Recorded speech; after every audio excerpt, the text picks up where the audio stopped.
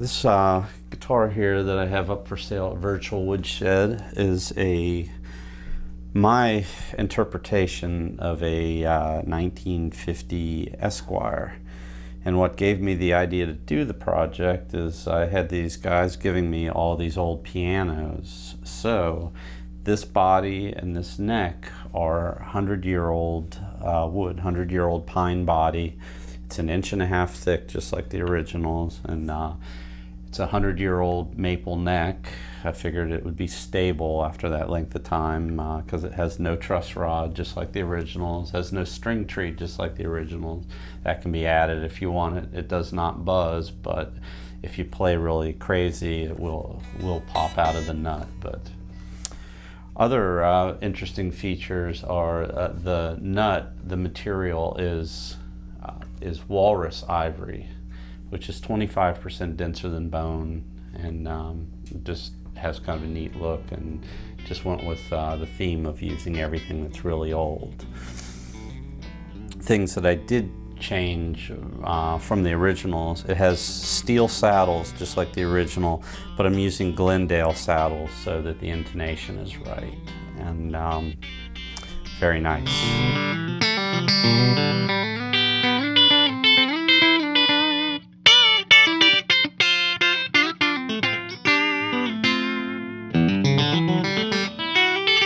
The pickups are Lindy Fralin pickups. They're his blues specials, and I deviated from making it truly like the original.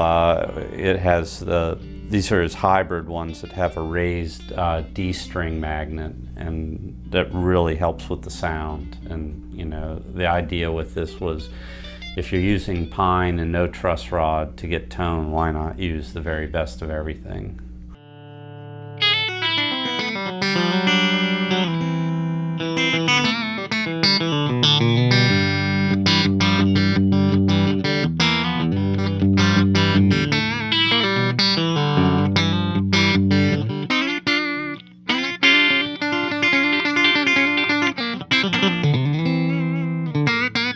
The tone capacitor is made by Mojo, and it's the vitamin T model,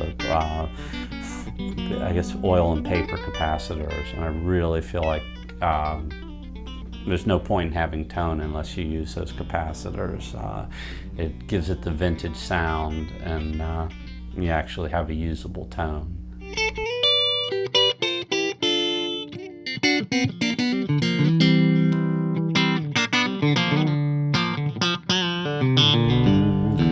Neck shape, it's a very big neck. It's the full inch in depth. You know, I wanted to make sure that it was stable with no truss rod, and the way I got the action perfect was to clamp the guitar to the bench to simulate string tension and follow the frets. And then once I put the strung it up, the neck is absolutely straight. Over time it might get the tiniest bit of relief, but it's been strung up for several months, and the neck is still perfect. There's no buzzes.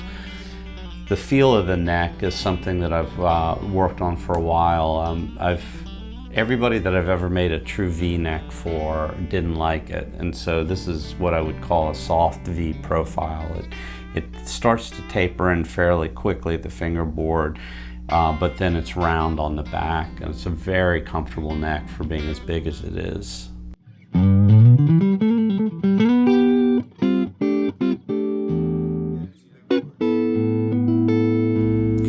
The finish I'm using is McFadden's nitrocellulose lacquer, which I feel is the best lacquer out there, and it's very, very thin finish, which very much enhances the sound of the instrument. And other details on here, I'm going to zoom in. I used the flathead screws like the originals too.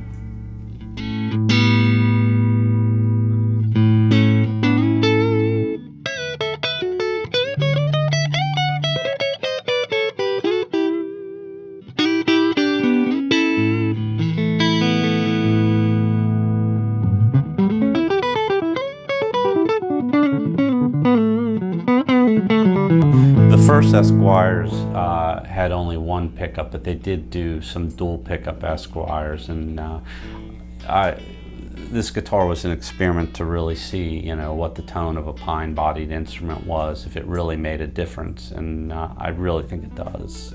It's been pretty amazing to hear it played, because I thought the softer body, you would get more mid-range, but you would lose the high end, and it's been the complete opposite. It has plenty of high end, but it's gained a very beautiful woody mid-range sound. And you know, I'm just amazed, you know, and I've compared it to many swamp ash Teles, and I think it actually sounds better. It is a very soft wood, so it is going to dent up very easily, but it does have an amazing sound. Got plenty of twang too. Yeah.